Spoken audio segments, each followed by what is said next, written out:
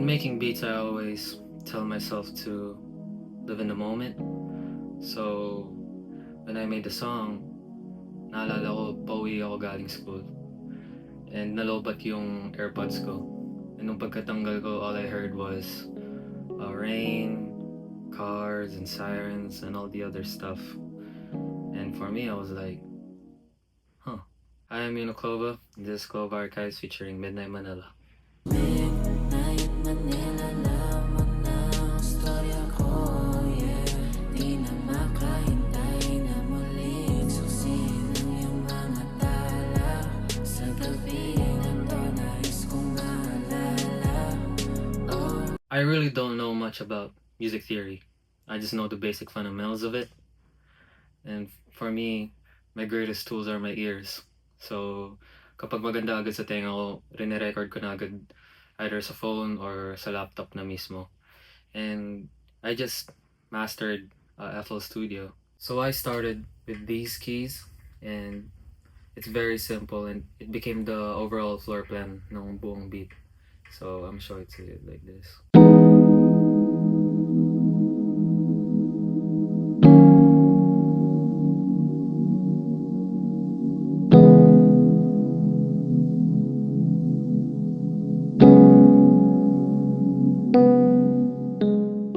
And pagtapos nun, linagyan ko ng pad para lang may texture. And dito talaga mararamdaman mo yung buong vibe talaga.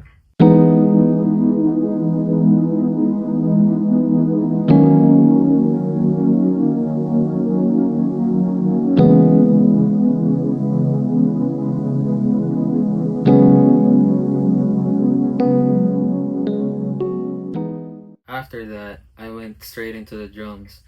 So, dito sa drums may dalawang section siya. Pero yung pinakaiba lang naman nun is yung hi-hat. Yung isa mabagal, yung isa mabilis. Kasi nabuo ko na yung concept sa utak ko. I want the verse to be like me talking to the night, and I want the hook to be like a give it to me vibe. So, this is what that sounds like.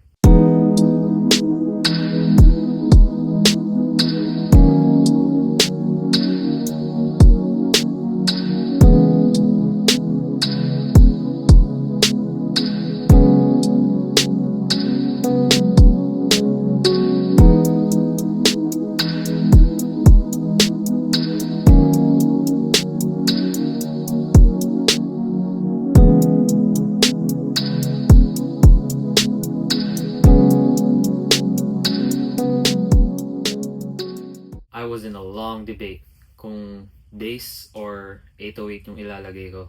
Because I already have the kick in there, so having those three powerhouse sounds, magiging mahirap kasi magka-clash at magka-clash siya. So ginawan ko ng paraan, yung bass linagay ko sa verse, and yung 808 linagay ko sa hook, para lang yung hook mas may suntok siya. So this is what that sounds like.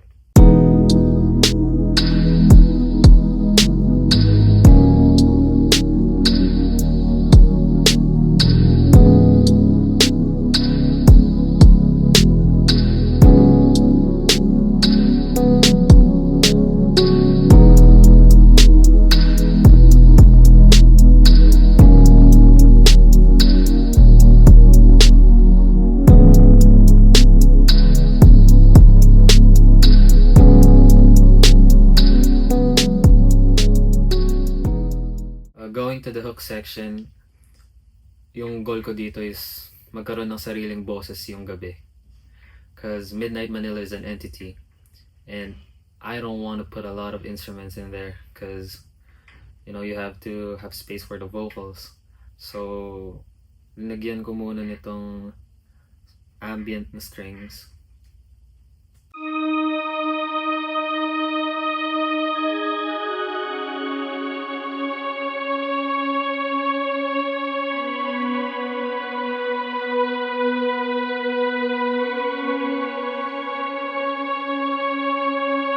Para sa akin, ito talaga yung naging boses ni Midnight Manila. Ano siya? Synthesizer. So, this is what that sounds like.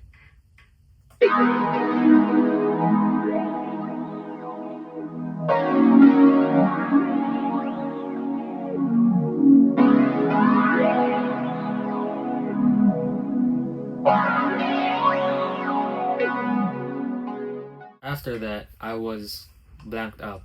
Sobrang wala na akong maisip kung ano yung susunod kong ilalagay. So, tinigil ko muna, and after a few days, binalikan ko ulit yung project, and I was playing around the keyboard, and suddenly,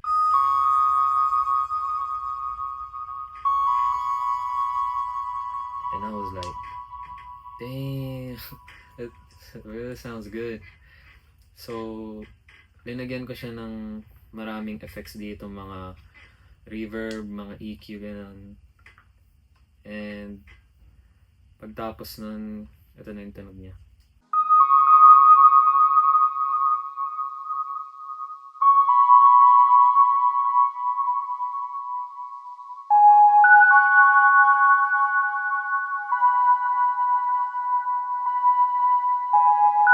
So para sa akin, if i-describe ko yung sound na yun, to me it sounds like stars.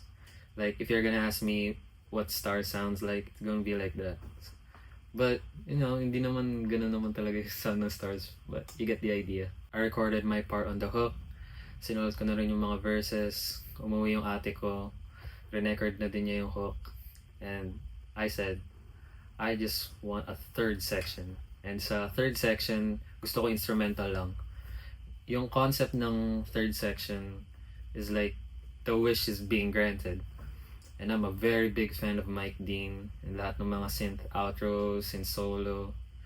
So I decided to put a bunch of synth, tapos lagyan ko rin ng sample para lang may mga texture ganun. And dito ako naganda. Ito yung paborito kong part sa buong kanta.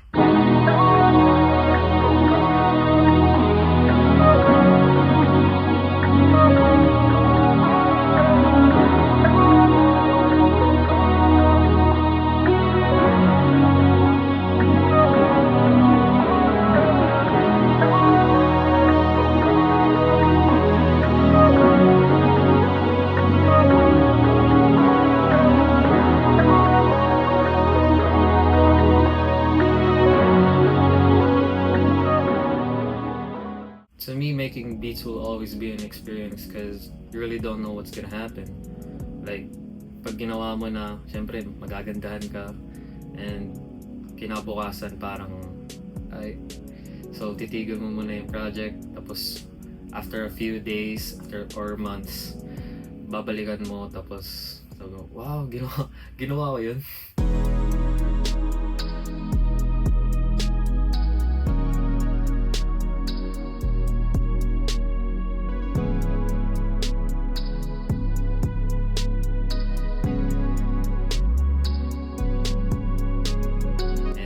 Definitely one for the books for me, and that was Midnight Manila.